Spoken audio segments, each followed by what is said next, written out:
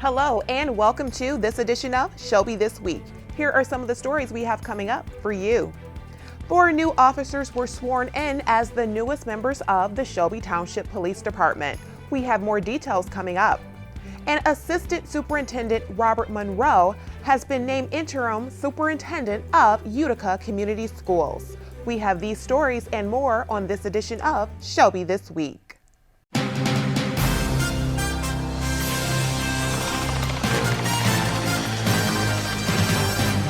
4 new officers, Jeremy Herman, Drew Garizimo, Nicole Gamara, and Joseph Bacci, were sworn in on August 11th as the newest members of the Shelby Township Police Department.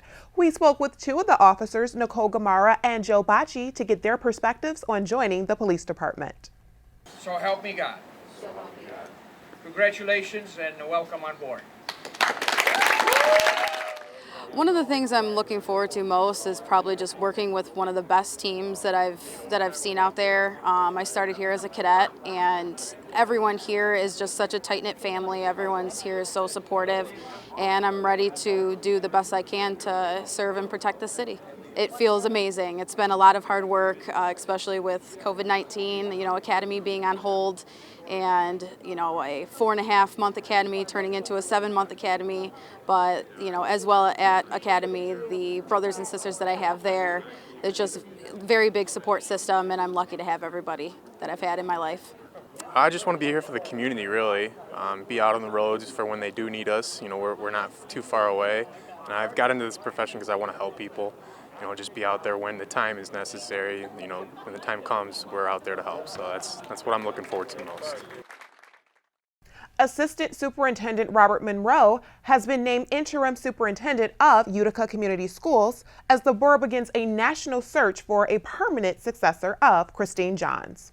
Johns, who is retiring after 14 years of service, announced her retirement plans on July 29th. She plans to step down this fall after 32 years in public education. Monroe would not say if he will be a candidate for the permanent superintendent position, and that the board has not identified a process by which it will find John's successor. Monroe said that he is focused on a smooth transition and helping to have a successful opening of the new school year, despite the board voting to start the new school year with remote learning only. Monroe has been with Utica Community Schools since 2000, serving as principal of Henry Ford II High School and executive administrator of schools. He also has experience as principal of New Haven High School. He was appointed at Christine Johns' recommendation to assistant superintendent in 2011. Monroe is the chief architect of the district's COVID-19 UCS return to school plan. Johns has not said whether or not naming Monroe would accelerate her retirement or help her to set a target date. However, she did indicate that her decision was family-based. She said, quote, "My husband and I want to spend more time with family and friends and do some things we haven't been able to do." After weeks of speculation on whether or not high school football will be played this fall, the MHSAA officially announced on Friday that the 2020 football season will now be moved to the spring of 2021. The decision was based on consultation with state health department officials and after surveying high schools on their progress and preferences after the first 4 days of practice. The MHSAA has classified football as a high-risk sport for potential spread of COVID-19 due to the high amount of contact between the players. All other fall sports are still able to proceed as scheduled since they are all classified as having low to moderate risk. In a statement given by MHSAA Executive Director Mark Ewell, he said, quote, "At the end of the day, we did everything we could to find a path forward for football this fall. But while continuing to connect with the governor's office, state health officials, and our member schools personnel and the council, there is just too much uncertainty and too many unknowns to play football this fall. No one is willing to take the risk of COVID being passed on because of a high-risk sport. Decisions have to be made on our other sports as well, but none of those carry the same close, consistent, and face-to-face contact as football. While this is tremendously disappointing, We will do everything possible to provide the best possible experience in the spring while adding football into the calendar, end quote. The MHSAA says that they will be working to limit overlap of spring football and the traditional spring sports seasons. Details for the spring football season will be given over the next few months. Still ahead on Shelby This Week, the Shelby Township Library has partnered with Ancestry.com. We have more details coming up. And we will introduce you to our new Business of the Week. Stay with us for more Shelby This Week. Julie was always a voracious reader. She'd carry 2 novels on an airplane because she'd read one on a 3-4 hour ride. And at some point, I began to notice that she would read a page and couldn't remember what she had just read, and she'd have to go back and read it again. I don't remember much these days after I read, but less does for me, and I love it.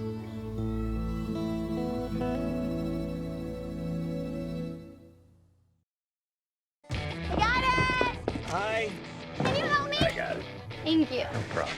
Just like the rules to surviving Zombieland, there are steps you can take to be prepared for an emergency. It's the right thing to do. Talk with your family to make a plan. Look for safe areas to meet up if separated. And stock up on supplies. It's never too early to get prepared, so start now. Right now? Right now. You can't predict emergencies, but you can be ready. You're welcome, America. Visit ready.gov today to learn more.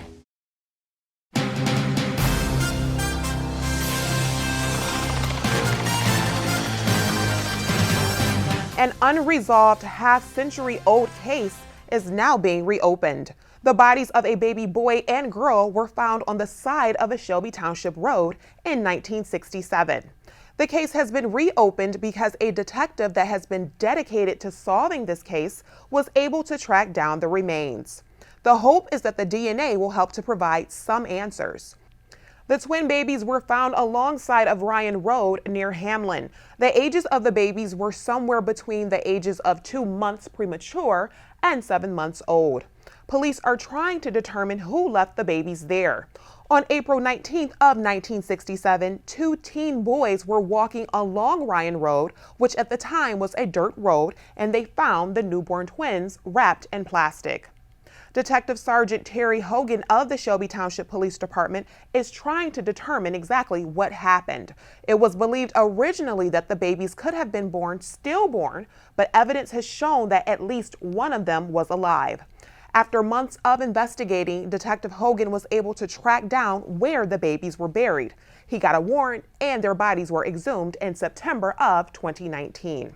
Their bones have been sent to 2 different labs to identify them or their relatives. If you have any information related to this case, please contact the Shelby Township Police Department at 586-731-2121. The Shelby Township Library has partnered with Ancestry.com to provide residents with a library subscription to Ancestry.com. The subscription would normally be available only to residents that visit the library. However, due to COVID-19, this resource is available to access from your home computer for a limited time.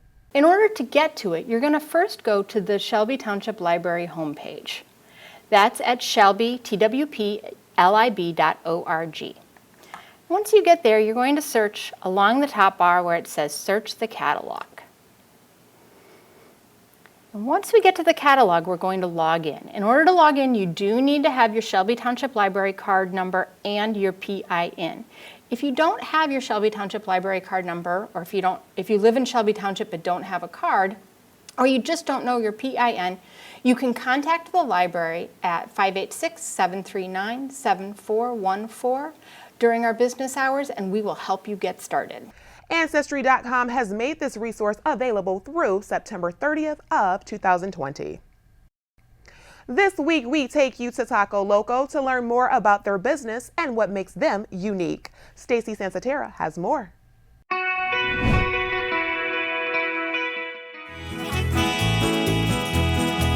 Taco Loco offers people a fun atmosphere where they can get great margaritas and authentic home-cooked Mexican food.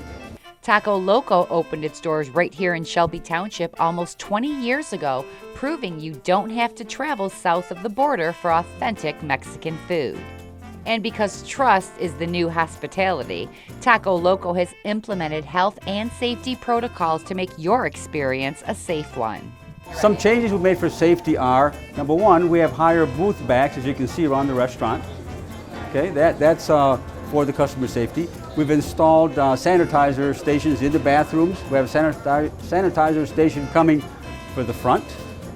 We have a shield up front, a plastic shield up front. Of course, we require our employees to wear masks.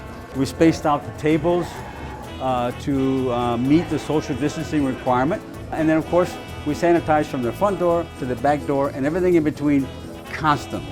Taco Loco, located on Van Dyke just south of 24 Mile Road, is a great place to enjoy delicious food, good friends, and a fun time. Dear friends, you trusted us, you love our food, you love our margaritas. We are here to keep you safe, and we're here to feed you well and give you the great margaritas you've grown accustomed to, and the great food, and of course, the great environment. Come back and visit us. For Shelby This Week, I'm Stacy Sansatera. If you would like to have your business featured on Business of the Week, you may call 586-254-7130, or you may email shelbytv@shelbytwp.org. Coming up next, the Bassmaster Elite Series is headed to Lake St. Clair. We have more details ahead. And we will introduce you to our new Pet of the Week. Stay with us for more Shelby This Week.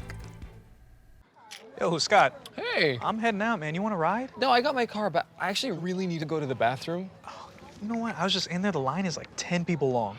You know, I think I'll just...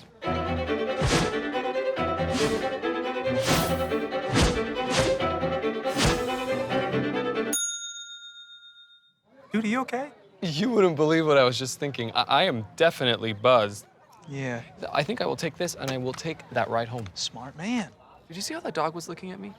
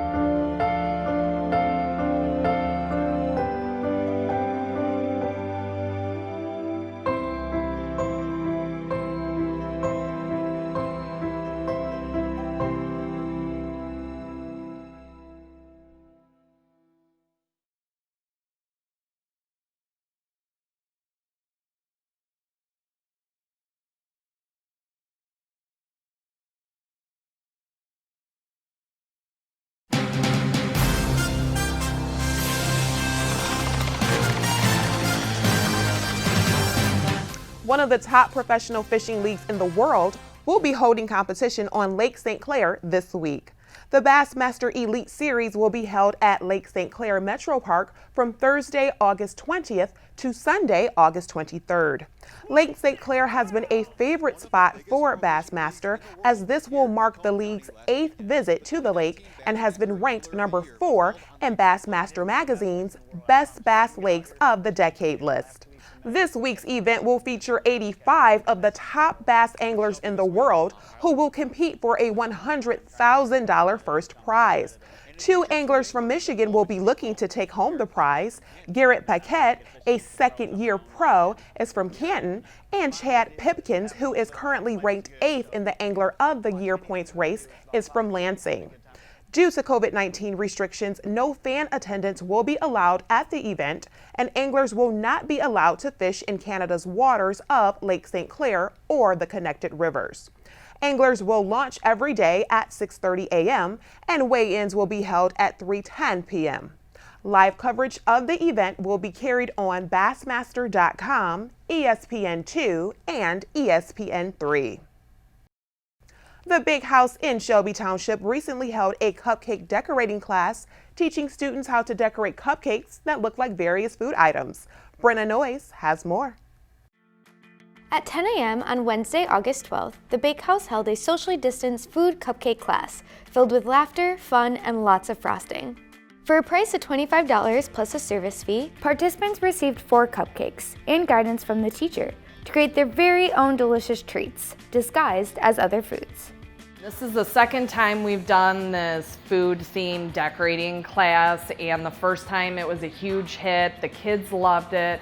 It's just something different. It's fun, gets the kids out of the house. I just love seeing how excited they are when they get to see their creations. The Bakehouse's #1 priority is to keep their participants happy and healthy. During the class, many precautions were taken to ensure the safety of their guests. All the kids get all their individual items in boxes on trays.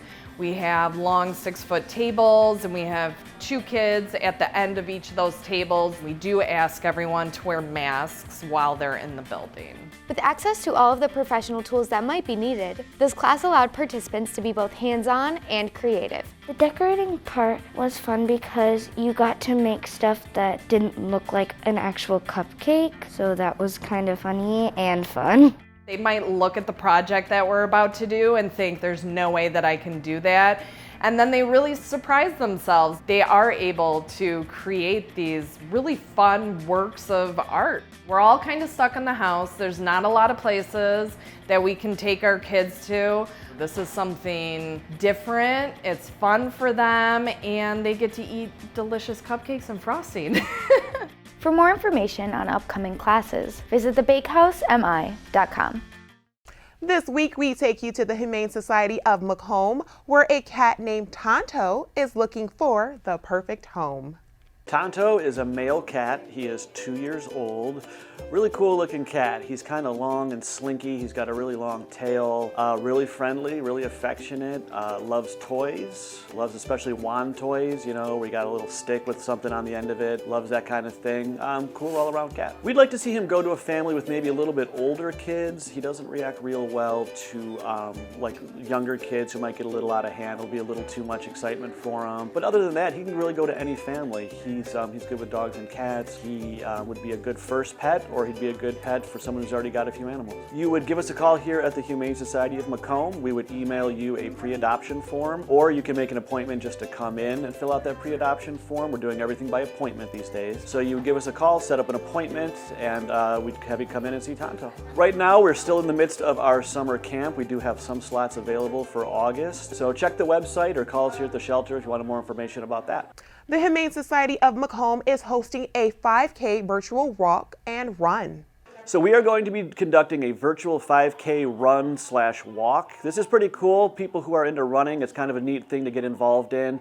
What it is you sign up online, and then you pledge to run or walk or bike, if you want, a 5K. And you do it at your own pace. You do it wherever you want. You can do it on the street. You can do it at the park. You can do it on a treadmill. You can do it on a bike, you know, stationary bike, whatever you want. It's totally up to you. And then you upload your results to the website, and you see how you stack up against the other racers. And everyone who participates will get a swag bag with a really cool t-shirt. There's going to be coupons and goodies in there from local businesses. And it's just a really cool way for people who are into running to do something a little more formal and organized. To register for the event or for more information, you may contact the website on your screen. That's all we have for this edition of Shelby This Week. Remember, you can always watch us on Facebook and just search Shelby TV. Unfortunately, due to COVID-19, MHSAA has moved the football season to the spring of 2021. However, we will leave you with some highlights from last year's season. So enjoy, stay safe, and thank you for watching.